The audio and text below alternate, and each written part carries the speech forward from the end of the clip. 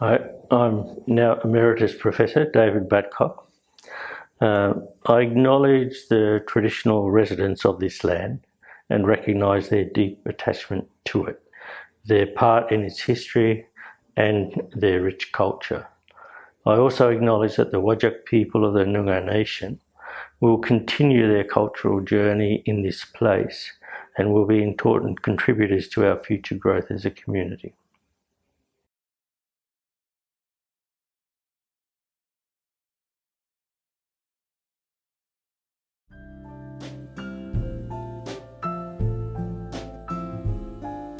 Yes, I did my undergraduate training in Tasmania, and that was on an education department studentship of things that are long gone.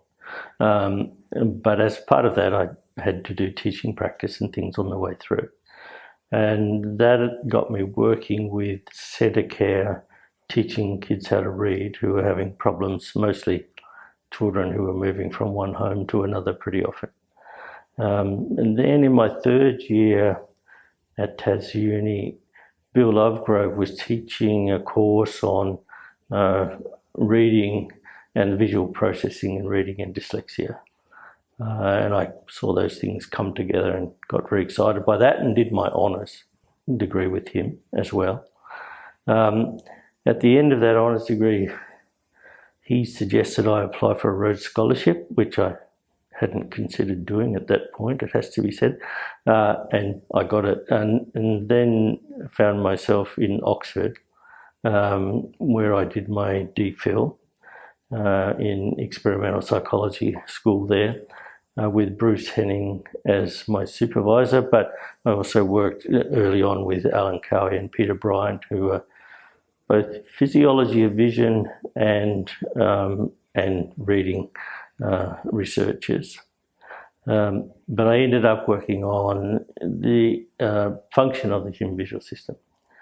At the end of that, Joe and I, who met there, got married, and 2 weeks later we went to Berkeley, where I did a postdoc. We were there for a year or so, and then I got an Addison Wheeler Fellowship in Durham University in the UK. So that was 84, 85. And while there, a job came up at Melbourne University, and the head of school came to Durham to interview me, which is a bit of the opposite way around to these days. And I got that job. So we went to Melbourne University in 1985. I was there for 11 years and then got the chair here. So came over. In those days, you couldn't really get promoted to professor in the same university. So if you wanted to make that step, you were expected to move. And that was important because it made clear to you that you were taking on a different kind of role. It was a leadership role, and it wasn't just more of the same thing that you'd been doing in the place where you were.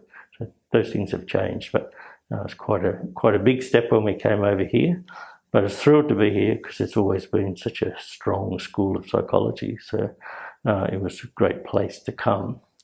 We've been here since 1996, so that's quite a long time now. In that time, we've travelled a fair bit, as academics tend to do. So I've done sabbaticals back in Oxford, in Newcastle upon Tyne, in McGill University, back at Berkeley for another year. And more recently, I've had a decade as an honorary professor of vision science at University of Nottingham. So I've been going back and forth there doing work as well. So it's a well-travelled academic role, as is common for people who stay in it for a long time.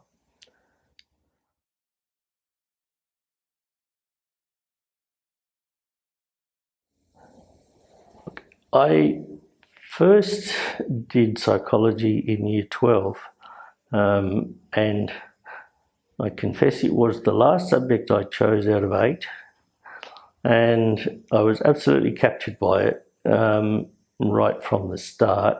It had a mix of biology and social interaction that I found fascinating, and it's remained fascinating ever since. So that Year 12 year was a new program in Tasmania at the time, and that's why I chose it as the last subject, because the first year didn't really exist as an option.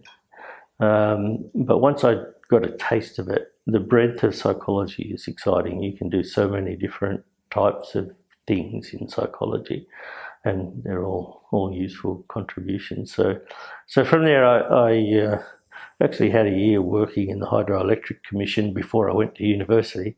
But when I got to university, I was doing psychology, and the education department studentship that I mentioned before was training me to be a school psychologist.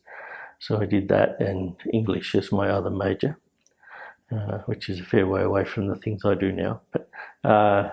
But from then on, it's just been an exciting journey all the way through.